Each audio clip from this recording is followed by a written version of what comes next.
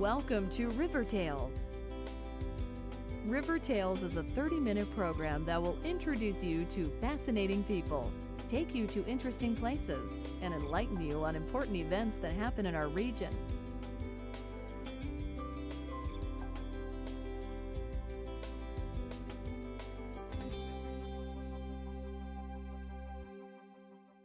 River Tales is sponsored by Southeast Missouri Hospital. With the holidays quickly approaching, River Tales takes you on a tour of some very festive celebrations and some interesting locations. Some area Catholic churches are sprucing up for the Christmas holiday, and we travel to St. Genevieve for the Christmas festival at Felix, Valle State Historic Site. Then we take you over to Marble Hill to see the Bollinger County Museum of Natural History and the Missouri Dinosaur. And then to Jackson, Missouri for a tour of the Oliver House. Stay tuned to River Tales. At Southeast Missouri Hospital, our cancer program is one of only 25% in the country accredited by the American College of Surgeons. That means I'm still here to tuck my kids in at night. We were the first hospital in the region to provide stereotactic radiation therapy. That means my dream of starting a business is still going strong. We're opening a patient-centered, state-of-the-art regional cancer center in 2010. That means I'll be here for my family for a long time. Why do the people of Southeast Missouri Hospital work so hard to be leaders in breast cancer care? Because of what it means to the people who come from outside our hospital. Visit Southeast Missouri Hospital on the web or call our health line. Understand your risks for breast cancer and see what makes us the region's most trusted source for cancer care. The holiday tradition of the Christmas season always includes festive decorations. Several Catholic churches in our region welcome visitors to enjoy the tradition of decorating around the nativity scene. Lauren McNamara reports on the Catholic Church's Christmas tour. With Christmas right around the corner, many people busy themselves shopping for gifts, garnishing their homes with trees, wreaths, Santas and snowmen, baking Christmas cookies, and making plans for the holidays. It's easy to get caught up in the holiday frenzy, but Monsignor Richard Rawling, former pastor of St. Mary's Cathedral in Cape Girardeau, Missouri, shares with us the importance of slowing down and remembering what the season is all about. I think people get swept up in that unconsciously. You know, they get in the Christmas mode, they go down, the lights are on, and the toys are there, and all the sales are there. So I think very definitely commercialism is taking over, regretfully. In the meantime, all the gifts are gone. They've completely missed the spirit of the season. The Christian tradition of displaying nativity scenes helps recall the true meaning of Christmas.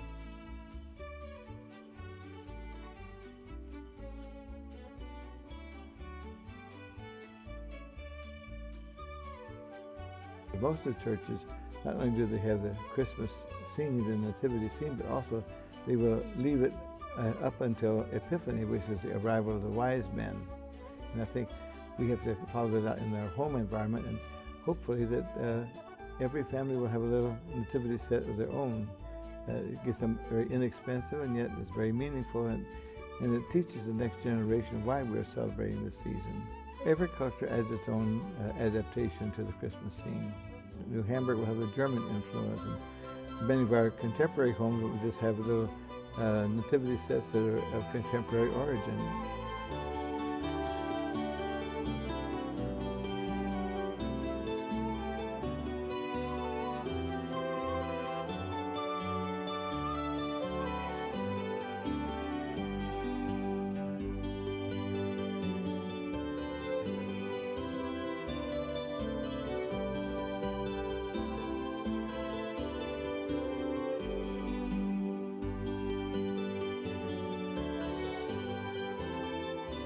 Each Catholic church in the Southeast Missouri area has rich history, which is apparent in the architecture and design of the churches. The local Catholic churches have preserved the traditions of Christmas with their beautiful decor. Many of the churches are open to the public during the festive season, so people can enjoy the religious meaning of the holiday.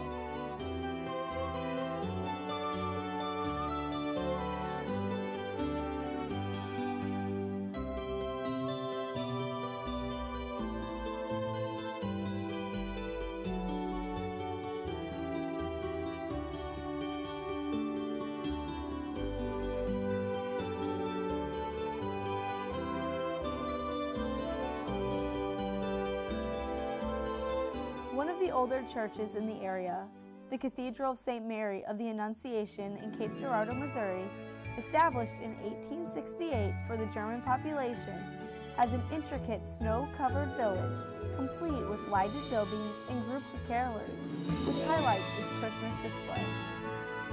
A lot of work goes in on their Christmas decorations, not only on the crib itself, but sometimes the trees that are around, and they just feel kind of proud of themselves and proud of the product. It's just an open invitation to people to come up, and you'll see them bring the little children, and they'll come up and visit the Christmas crib, and they will identify the characters in the crib, parents of Jesus, Mary and Joseph, and baby Jesus. And as time goes on, and they arrive with the wise men, and they're added to the Christmas crib scene. And it's an easy way to tell the story because the kids remember that. It's kind of show and tell, if you will. This method of teaching children the history of Jesus Christ and their religion is no new concept to the church, Monsignor Rowling reminds us. As we said before, that audiovisuals is not something new in the church. We've had a long, long time, and this is what modern society is using audiovisuals as a wonderful way of teaching. And the Christmas crib is a wonderful teaching of the birth of Christ and what it means to us today.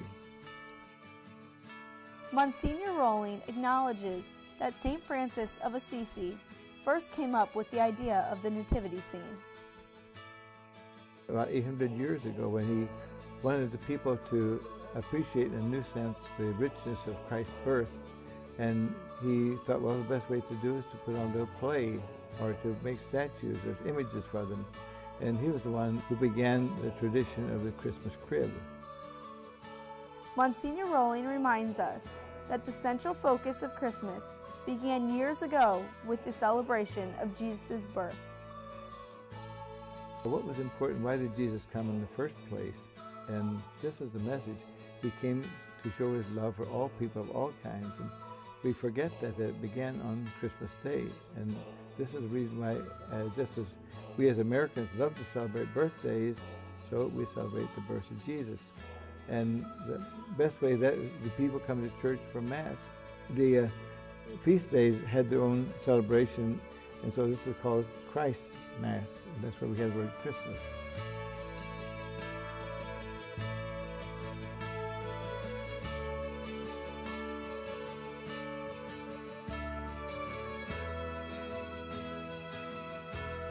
Monsignor Rowling stresses that while buying Christmas gifts for others is important, it's our responsibility to remember that Christmas is about more than the shopping and the baking.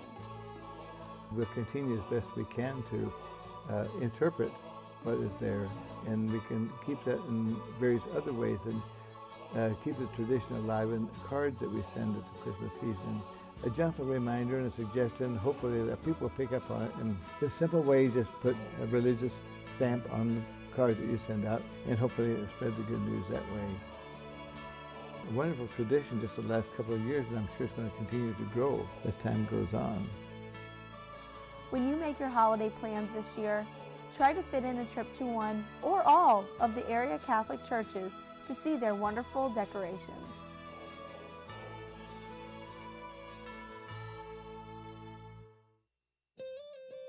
We traveled north to St. Genevieve, Missouri to visit the Felix Valle home. This state historic site hosts the annual Le Réveillon, or the Awakening. The home is prepared with a traditional French feast for visitors to view, and music fills the home with the unique and familiar sounds of the holidays. Jim Baker is our guide to the past.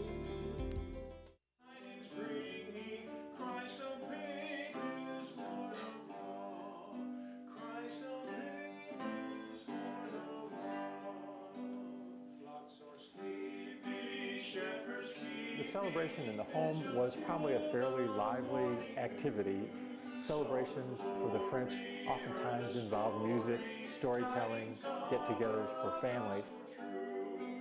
St. Genevieve is an amazing remnant of the French colonial history here in the state of Missouri, and actually in this whole region in the mid-Mississippi River Valley. The settlement started out in the late 1740s down right along the river. It was an agricultural settlement to start out. But after a big flood in 1785, the village moved up to the present location. We have an amazing collection of historic buildings here in St. Genevieve, houses that date back into the 1700s. Most notably, the architectural style that the French used in the colonial period, which was houses that were built from logs. But instead of being set horizontally, the logs in the French houses were used vertically. And it's a style known as poteaux en terre or poteaux sur sol, which mean post in the ground or posts on a sill. And so today, this is one of the very few places in the United States that you can come and visit and see those historic buildings in their original setting in that very rare architectural style. St. Genevieve is a remarkable place, and it's a remarkable place for people to visit. And the community has been welcoming tourists, scholars, students for literally decades because of the important architectural history here in St. Genevieve. As part of that whole feeling that you get in St. Genevieve, just walking down the streets is a history lesson in itself because of the multitude of historic styles of buildings and things that are going on. The community really has gotten behind this historic preservation effort in St. Genevieve. People have done private restorations of their homes. There are restored bed and breakfasts, restaurants, historic house museums. There's a real effort to preserve the colonial history that's here in St. Genevieve because it's a very rare place, and you can only find this kind of architecture in just a few places in this continent. The state historic site here in St. Genevieve started way back in 1970, and originally it was the Felix Valle house composed the entire site, but we've expanded a great deal since that point. The Felix Valle house itself is an amazing example of kind of the American influence here in St. Genevieve. And this little community was under French control originally, then Spanish control in the latter part of the 1700s. Then it was part of the Louisiana Purchase after 1803. Americans started coming west into the territory and brought a whole new government, culture, language, and architectural styles followed as well. This particular house was built in 1818 by a man from Philadelphia. His name was Jacob Philipson. He was a merchant in the community, and so the house was built to have a residence and a store in the same structure. Philipson sold the building then in 1824 to the Valle family, one of the very important early French colonial families here in St. Genevieve, and a young couple, Felix Valle and his wife Odile, came to live in the house. They occupied it for the next 70 years. They were one of the really influential families in the community, and the family history goes way back into the colonial period throughout the 1800s then.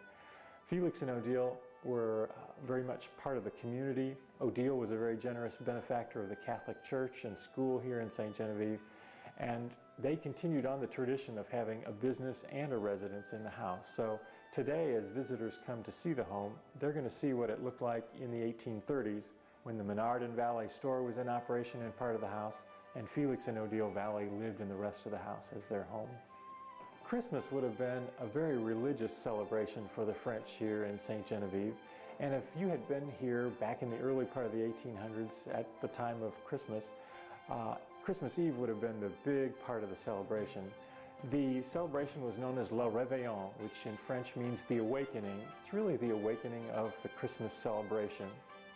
It's what we try and recreate here at the Felix Valle house during our French Christmas open house. This was a magnificent celebration, and it was one that you would never forget if you experienced it at that time. Part of it was the anticipation of the event, the cooking and all the preparation for what was to happen after midnight mass, I'm sure was a thing that people looked for and anticipated really throughout the year. After church was over, they would come back to the home for a magnificent feast. And we try and recreate that feast as closely as we can in the dining room of the Felix Valle house. Tradition called for 13 different desserts at the celebration, which would have been probably the highlight of things to come. But as far as food would have been concerned during the celebration, they put out all the stops. And so they probably would have had a roast turkey or roast goose as part of the celebration, different kinds of sausages, breads, cheeses, wines, maybe some specialty things that came up from New Orleans on some of the steamboats. The 13 desserts actually are very symbolic. There are 12 for the 12 apostles, and the 13th dessert was for Christ. So, as part of our celebration, we recreate 13 different historic desserts here at the Felix Valle House. We have those out displayed on the table to give visitors a sense of what they might have experienced if they had been lucky enough to spend Christmas Eve with Felix in Odile Valley. Our French Christmas Open House this year is going to be held on Sunday from 1 to 7 p.m. It's a free event, and we encourage all of our friends to come and visit, experience this French Christmas celebration as you might have seen it in the early 1800s here in St. Genevieve. As part of our French Christmas celebration, a marvelous historic musical group known as the Peacocks performs in our parlor during the celebration of Le Réveillon. They play a lot of early French music, but a lot of traditional American music too for Christmas time celebrations. So visitors get a chance to hear some old-fashioned hammered dulcimers, and they enjoy just the whole ambiance of the celebration here in the house. It's a great way to kick off your own personal Christmas season and celebration, and you'll hear some old-time favorites and maybe some French music that you hadn't experienced before.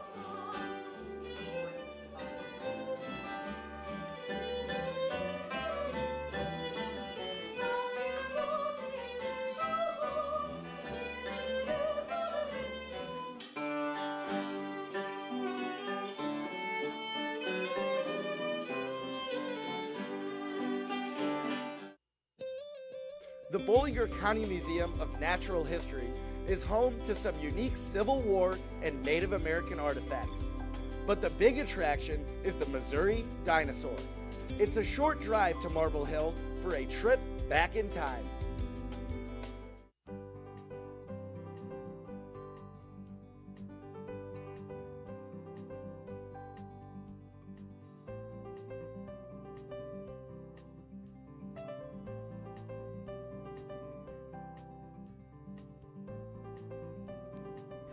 My name is Jeanie Troy. I'm a volunteer here at the Bollinger County Museum of Natural History.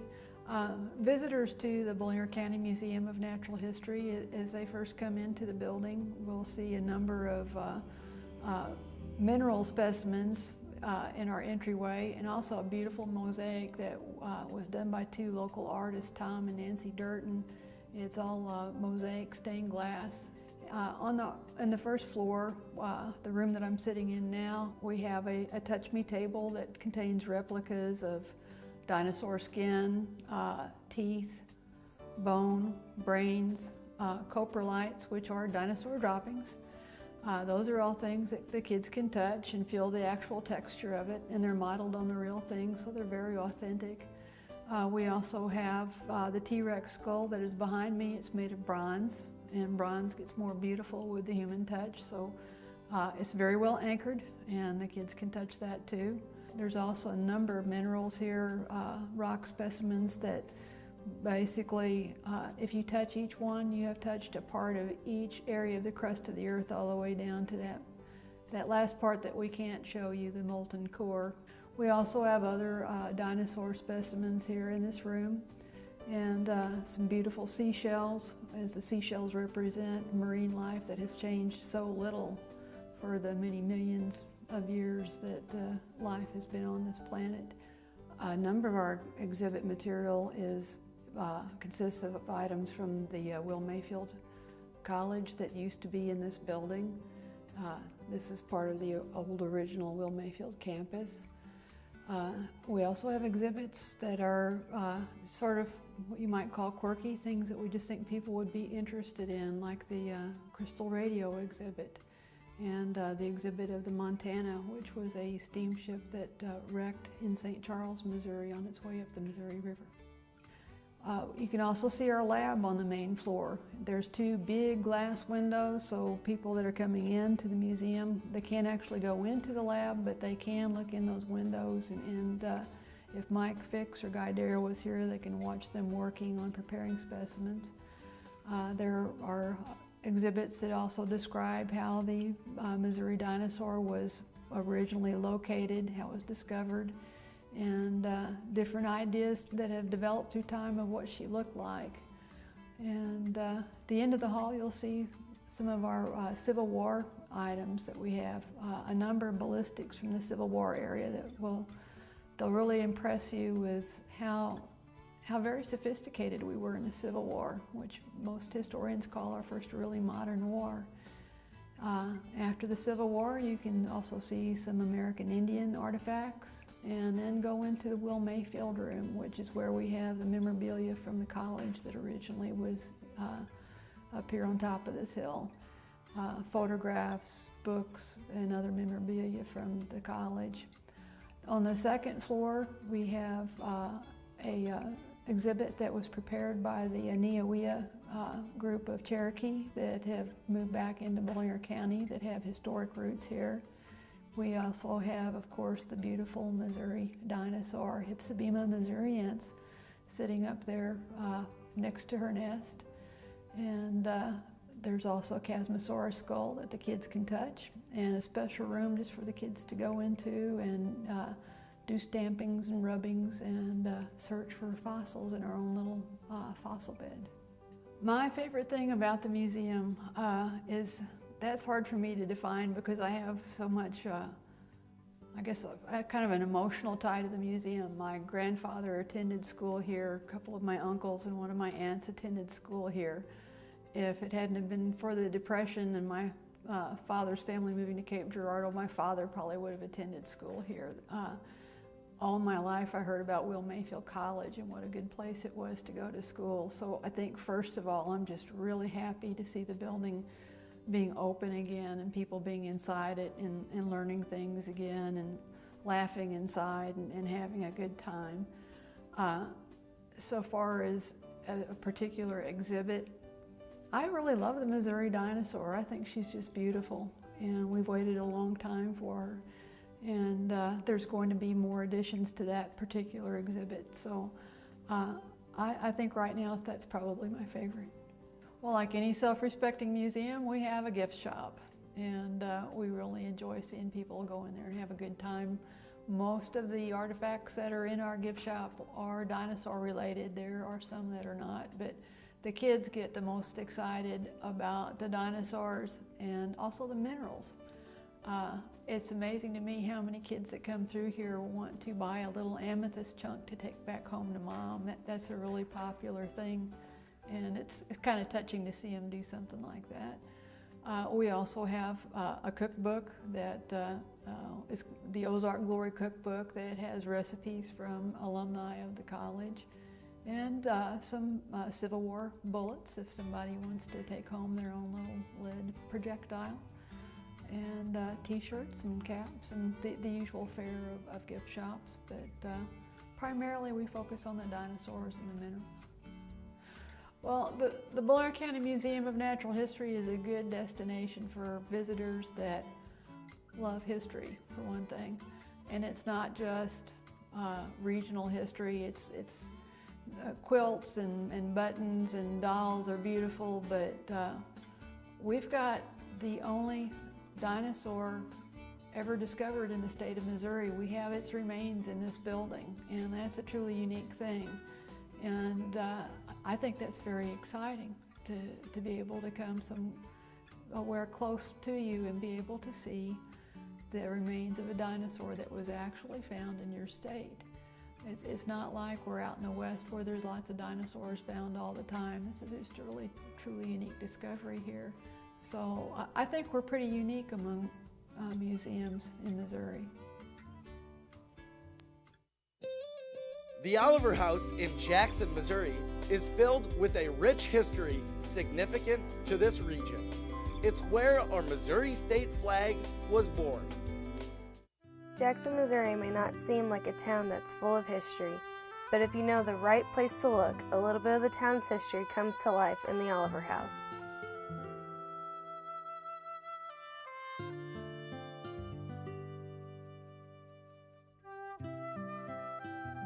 A lot of people don't realize that the historical significance of this house.